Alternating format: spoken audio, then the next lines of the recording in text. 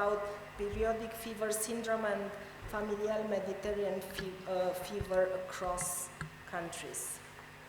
Okay, thank you very much. So in this talk, I will concentrate on FMF and not other autoinflammatory diseases. We have a big clinic in Israel for FMF, approximately 2,000 patients that we see yearly.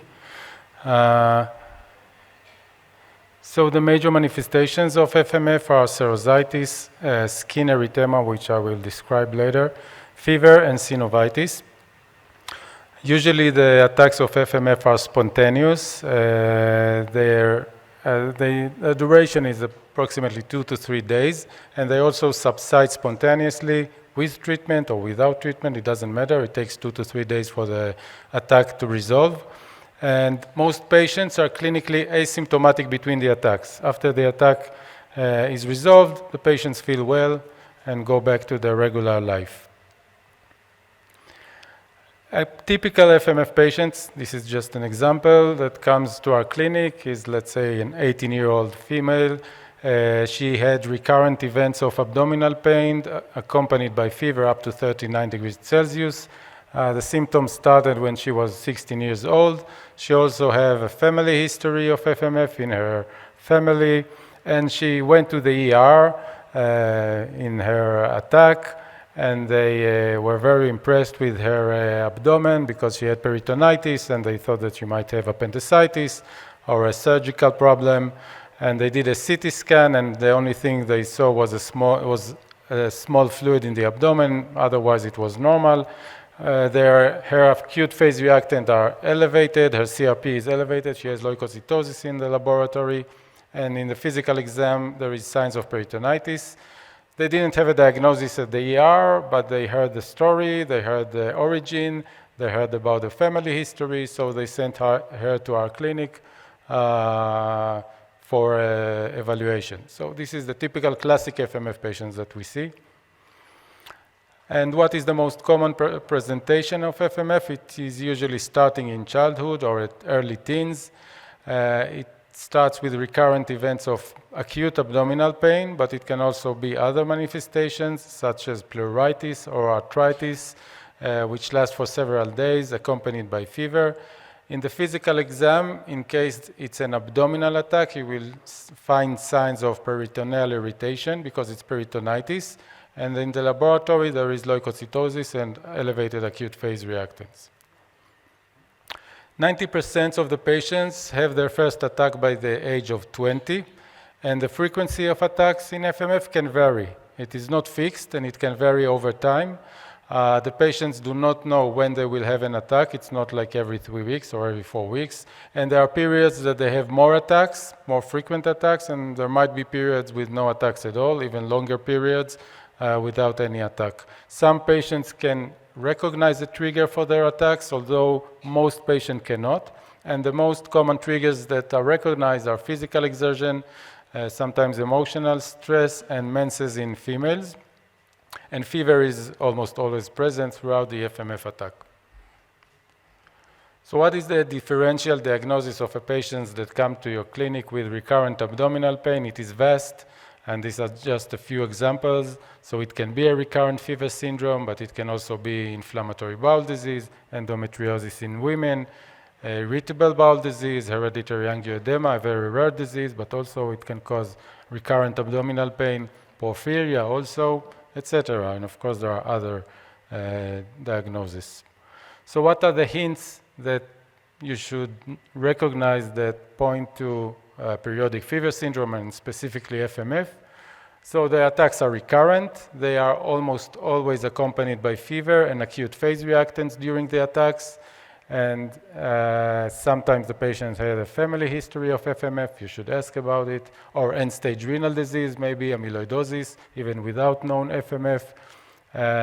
The origin of the patient is important, and usually the patients feel well between the episodes of attacks, as opposed to, let's say, IBD, where the patients have abdominal pain and then it gets better, but they have diarrhea and they are ill and they have acute phase reactants until for a long time.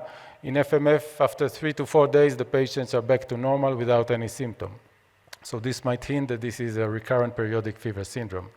And if it is an attack of the abdomen, then there are signs of peritonitis, and you can ask about signs of peritonitis. It's not enough that the patient says, I have abdominal pain, because most of these patients does not have FMF.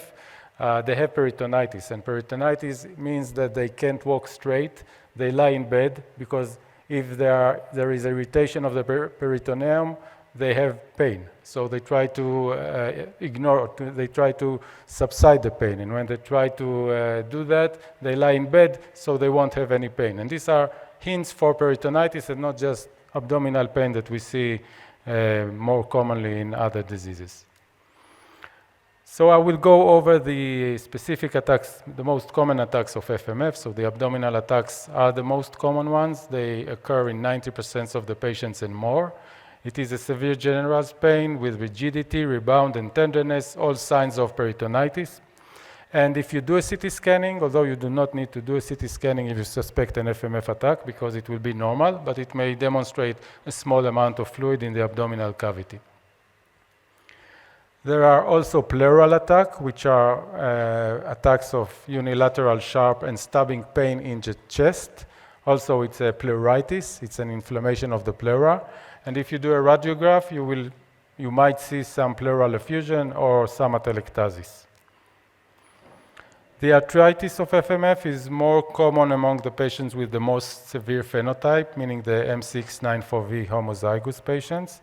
It is usually acute, and it is usually monoarticular and of the leg, and usually it affects only the knee, the ankles, or the hips. So if patients tell me that they have arthritis of the hand, of the fingers, I doubt that it's FMF. There can be chronic arthritis in FMF, around approximately in 5% of the patients, usually of the knee or the hip. And there can be chronic sacroiliitis, which is associated with FMF and is irrespective of the HLA-B27 antigen. This is a picture of a soldier with arthritis of the ankle. As can be seen here, it is swollen and red. And the skin involvement in FMF is a rash that is called, it is a specific rash. It is called erysipelas-like erythema. It is raised and red erythematous rash. It most commonly occurs on the leg, mostly on the dorsum of the foot or on the ankle or the lower leg. And I hope it can be seen in this picture. It is red and very painful usually. And also it subsides in a few days. The laboratory, if you take laboratory during the attacks, you will see an elevated acute phase reactant such as ESR and CRP. The fibrinogen can be high, and there can be leukocytosis and thrombocytosis as part of the inflammation. Some additional manifestations, more rare manifestations of FMF, are exercise-induced myalgia, or we call it exertional leg pain. It is not an attack. It is not accompanied by fever. There is no acute phase reactants elevation, but the patients suffer from pain in their calves after they stand for a long time or walk for a long time, and this can be very disabling and debilitating. Another manifestation that I mentioned in my previous talk is protracted febrile myalgia, which is the symptoms are pain, diffuse pain, musculoskeletal pain, fever, very high fever, and acute phase reactants that are elevated in the lab. This can be protracted and last for 1 to 3 months, and usually we give steroids to this manifestation because this was the only drug that was working until recently when we have IL-1 blockers. Some patients rarely have pericarditis, recurrent pericarditis, also orchitis, and there are some patients with vasculitis, which is associated with FMF, mainly Henoch-Schönlein purpura and polyarteritis nodosa. So how do you make the diagnosis of FMF? So for an experienced physician in FMF, you do not need anything else but the clinical picture and the response to colchicine. So if the patient has the typical clinical picture, he responds well to colchicine, you do not need any more tests, and even not genetic diagnosis. The criteria for FMF were published a few years ago, more than 20 years ago actually, and it's a clinical criteria. and they were shown, the clinical criteria without genetics were shown to have high sensitivity and high specificity. They were published by Professor Livne, who was my former boss and mentor, in 1997. And if you look at the criteria, you see that there is only clinical manifestations. There are major criteria like peritonitis or pleuritis or pericarditis, monoarteritis and fever. And what is meant by incomplete attack is not the classic attacks of FMF, but still some attacks that resemble FMF, maybe without high-grade fever, or we don't know their acute phase reactant. Exertional leg pain is also a manifestation of FMF. And of course, response to colchicine is very good. If the patient does not respond to colchicine, we doubt, if he doesn't respond at all, I doubt that it's FMF. And if he responds very well and he has the classic picture, then there is no other disease that responds so well to colchicine. So do we need at all genetic testing to diagnose FMF? We should remember that only 70% of the patients with FMF, typical FMF, have 2 identifiable mutations. And you should remember that some patients have no identifiable mutations at all, especially if you check only for a limited number of mutations and not all the mutations, the more than 100 mutations that were found. So what is the purpose of genetic testing? So we usually use it for prognostic stratification, because we know that the M694V mutation, the patients that are homozygous for the M694V mutation, they have a more severe disease, early age of onset, but most importantly, they have a higher risk for amyloidosis. And we check for that in all our patients, because it is important to recognize these patients in advance, because it is important to tell them that it is very important to take colchicine, and their compliance is important. And also genetic testing can be useful in some ambiguous cases on a case-to-case basis. Another important aspect of FMF, which is not so recognized by clinicians and by patients, is subclinical inflammation. As we can see here, the patients, when they have an attack, of course, the flames are high and they feel their attack, but some patients are asymptomatic between the attack and still have chronic inflammation, as can be seen in this cartoon. So sometimes the attacks of FMF are only the tip of the iceberg, and they have chronic inflammation or subclinical inflammation underneath. And how do we recognize and what do we do with that? So first of all, we check their acute phase reactant levels when they do not have an attack. So as we can see here, in a patient with chronic inflammation, their CRP goes high. The spike is during an FMF attack, but as we can see, when the patient is in between attacks, still the CRP levels is mostly elevated. And this is chronic inflammation, and it might be not recognized by the patient. What are the markers of chronic inflammation? So every acute phase reactant is good, ESR, CRP. We prefer SAA, serum amyloid A, which is probably the most sensitive for chronic inflammation. Of course, in acute attacks, all of the CRP is elevated, the ESR is elevated, and SAA is elevated, but between the attacks, sometimes only SAA can be elevated, while CRP is normal. So we usually prefer SAA as a sign for chronic inflammation. The prevalence in our patients is between 15 to 20% of the patients, so it's pretty high. And it is usually under-recognized. And here a few years ago, we searched the literature and published this review about cytokines that are elevated in FMF patients who have probably because of chronic inflammation, and we found all these pro-inflammatory cytokines published in the literature in different papers that are elevated in patients with FMF, not during the attack, in between the attacks. And since then, many more cytokines and proteins were recognized to be elevated. So what are the complications of chronic inflammation? So it can cause splenomegaly. In children, it can cause growth retardation, decreased bone density, impair the quality of life, sometimes depression and anxiety because of quality of life. In female, it can cause infertility and preterm deliveries.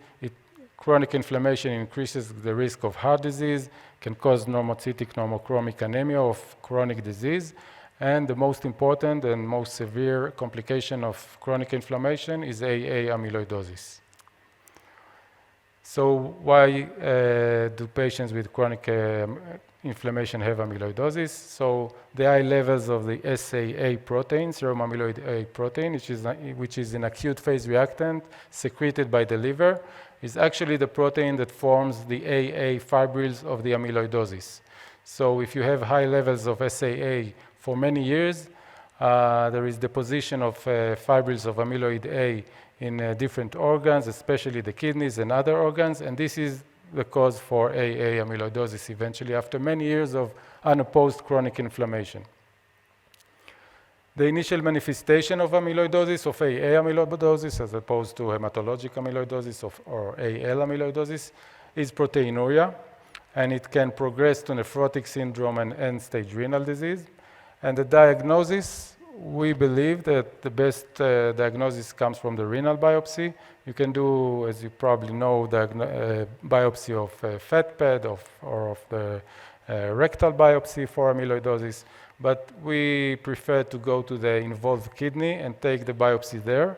The reason for that is because sometimes FMF patients can have proteinuria or chronic kidney disease, not because of amyloidosis, but because of something else. So we want to make sure that if a patient with FMF has proteinuria, it's really amyloidosis. And if we find amyloid in other organs and not the kidneys, it does not mean necessarily that the kidney is involved with amyloidosis. And there are risk factors identified for amyloidosis in FMF patients, mainly the M694V homozygous genotype, but also a positive family history, the SAA1 genotype of the SAA protein, male gender, and maybe the most important and reversible cause for amyloidosis in FMF patients is non-compliance with colchicine therapy. So this is also an algorithm that we published. It's not dated because there were no IL-1 blockers at that time, but the principles are still true. So when we diagnose FMF, we start colchicine, and as can be seen here, even if the attacks are controlled, we do not settle for the clinical benefit. We do check for SAA. Why do we check for SAA? To see if this patient does not have subclinical or chronic inflammation and they are not at risk for amyloidosis.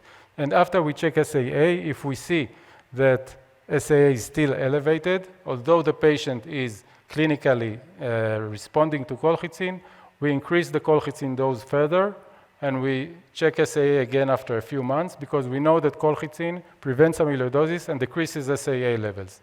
So this is our approach. We always check SAA in between attacks, of course, not in the acute attacks. It will be elevated as a sign of chronic inflammation, and we actively look for that. And I think with that, I will conclude. Thank you very much.